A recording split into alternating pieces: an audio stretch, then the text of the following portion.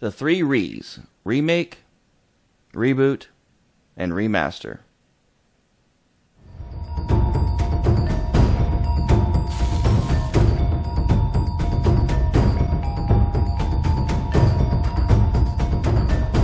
Hi everybody, welcome back to Daily Gamer Opinion. I am back again with Justin. You guys probably saw him from last Friday's episode on our E3 predictions.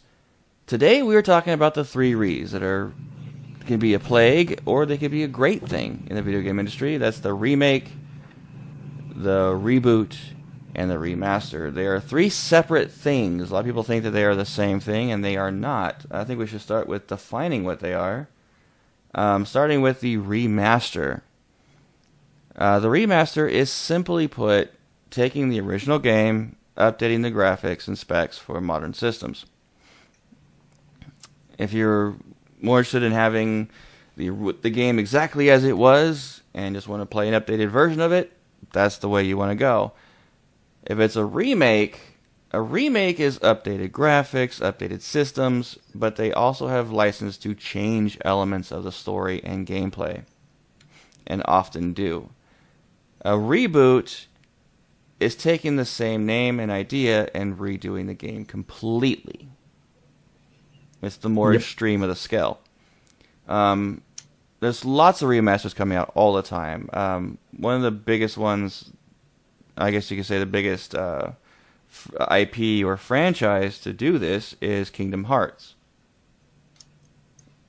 They do all the time. So many times. Oh, by the way, say hi, Justin. Hi.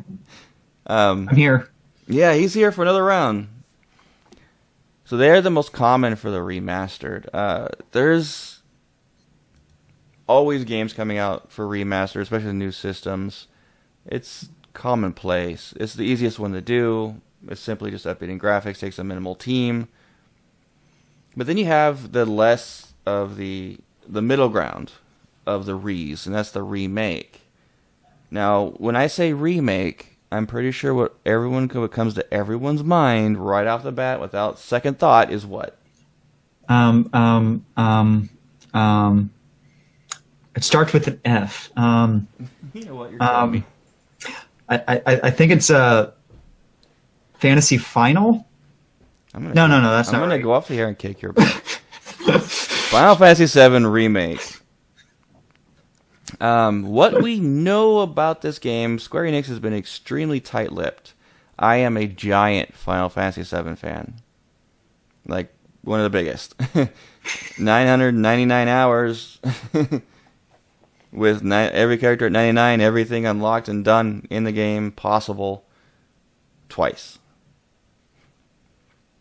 It was an amazing game.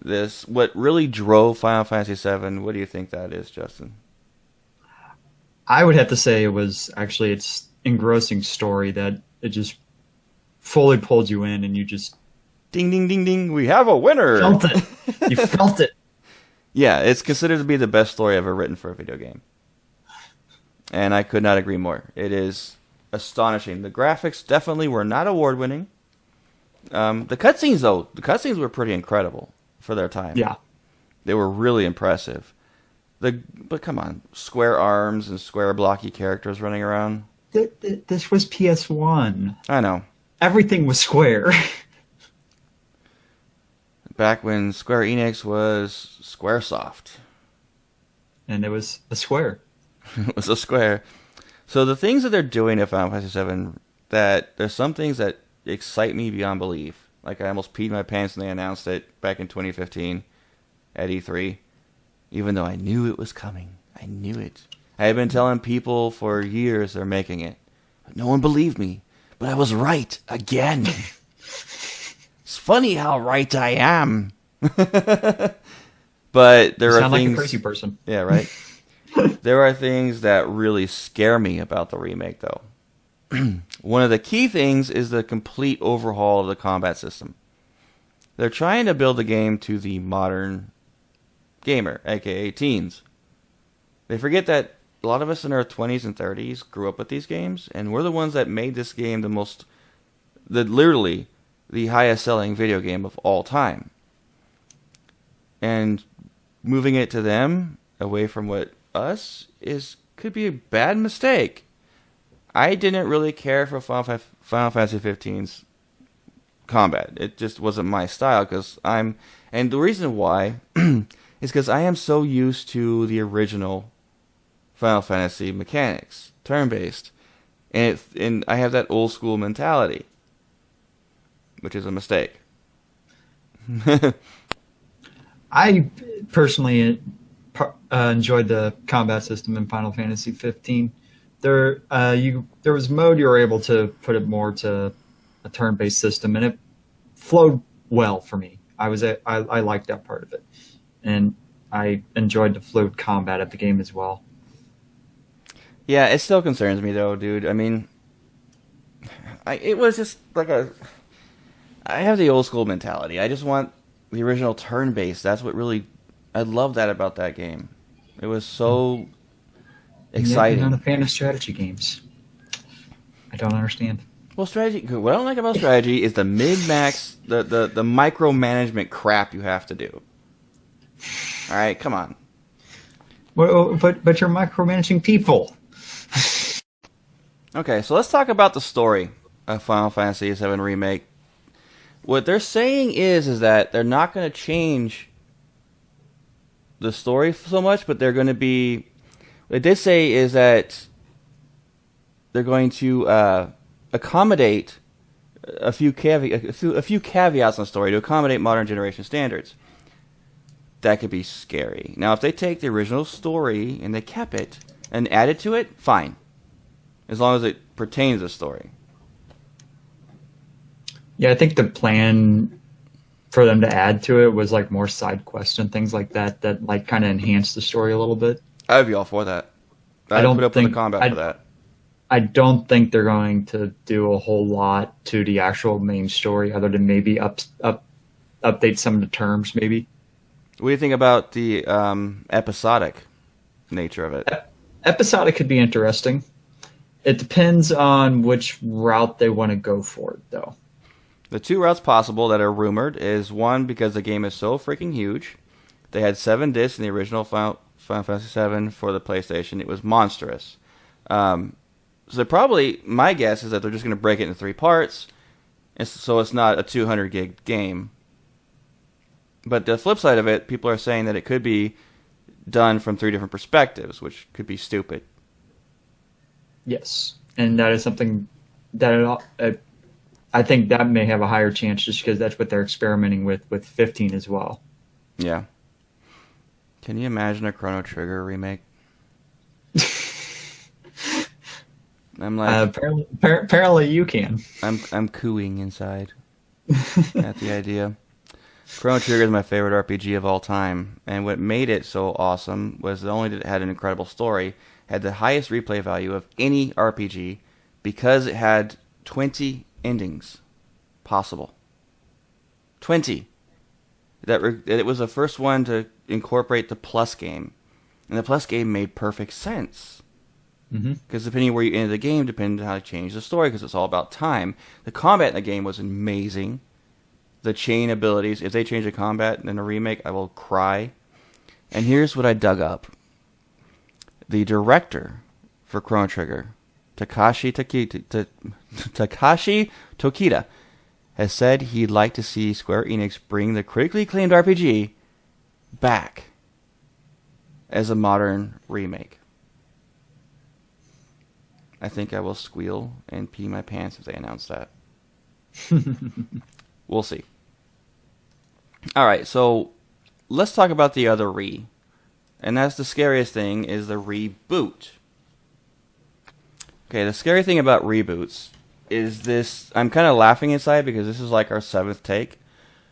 My system keeps on not wanting to record the full episode. But anyway, the thing about reboots is that they're taking an existing well-known IP, intellectual property, and they're completely redoing it. And these games cost nowadays hundreds of millions of dollars to make. So it's a big gamble. They're rolling the dice with this. And when it comes to reboots, they've had some very successful ones and some big flops. And the flops ruin the IP. The IP is dead. Now, The big ones that were a big success were the new Tomb Raider, Yes. the new Mortal Kombat, Yes. Doom. Definitely. Now, the ones that were middle ground were like Wolfenstein, Yep. And Deus Ex, Ratchet and Clank. Ratchet and Clank. Yeah, I forgot that was a reboot. Yeah, then you have some technical flops like Prince of Persia that lost millions. Devil May Cry reboot. It wasn't in the negative, but it didn't have a good enough positive to continue the series. Yeah. It was kind of neutral ground. Yeah. Deus Ex was a reboot, but it did good enough to make at least a sequel. I don't know what the sequel has done, though. I haven't played it yet. Well, let's talk about the biggest reboot in circulation coming up. That's the prime example of a reboot, and that's the new God of War. Now, if you go in and you look at E3 2016, you can see the trailer they released for it, which was pretty incredible. But here's the thing. I was on the original God of War team, and we did it in Greek mythology. That's the whole base of the game. Now they're redoing it and to where it's based in Norse mythology. That's a whole different animal. It completely changes the game. What do you think about it? I think they're trying to bank a little bit on the interest in Norse mythology because of successes of Thor right now. A little bit. Maybe. I don't know. I also think that... What I think, Justin?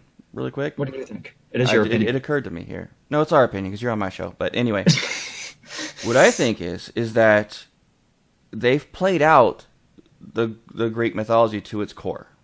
They're out of content ideas. Yeah, essentially. I mean, they could go into Roman mythology a little bit. There's a few close. That's too close. Yeah, there's a lot of closeness to that. There's a lot of overlap on that. But Norse mythology is another really big, popular one with multiple gods or multiple deities. Yes. That's what I think on that. And it's one that a lot of people know, at least some of the gods, whereas they could go to like Persia and no one would know any of them. Right. All right. So, God of War, something to look forward to. I don't know how it's going to be. But that's essentially the three Re's right there, guys. Hopefully that helps you understand them. They're not the same thing. They are dramatically different. Remaster is a simple direct port with updated graphics. Remake is taking that port, updating the graphics, but also changing elements of the game. A reboot is taking that title and completely changing it. So there you go. Justin and I will be doing more shows together. I love doing shows with this guy. He's been podcasting with me for 5+ years-ish. Yeah, I would say somewhere around there. I'm trying to think of when our war gaming one was. Was that our first one we did? I think that was the first one we did. Possibly. But my birthday has come and gone. It was last Saturday. And this awesome guy here got me my birthday present, which was a game I've been wanting to play a lot. That's Horizon Zero Dawn. So him and I are going to be doing a review on that either this coming Wednesday or the following Wednesday once I get enough gameplay into it and have a good grasp of it to really do that. And I want to bring him on for more episodes, more shows. So if you guys would like to see more of Justin, please comment below, and I will be more than happy to drag him away from whatever he's doing and plop him in my show. I love talking to this guy. He's really knowledgeable on gaming, and he has... The cool thing about Justin is he has a different... not an outlook, but... Our outlook's very similar to gaming, but... Style? He has a different style, a different set of genres that he likes to play versus me. Like, I'm excited for StarCraft Remastered. He's not. I can care less. I'm excited about the new Call of Duty. I could care less. There you go. So, Justin, how can they reach you? You can find me on Twitter at Nevosi, Nevosi, and pretty much any other major game by that handle. I will put that in the credits at the end of the show so you guys know how to reach him. He's a great guy, worth following. When I tweet. Yeah. which isn't often. I tweet quite frequently. You can find me at the widget, also in the credits. And that is it for today's episode. Have a fantastic weekend, everybody. And that was our opinion.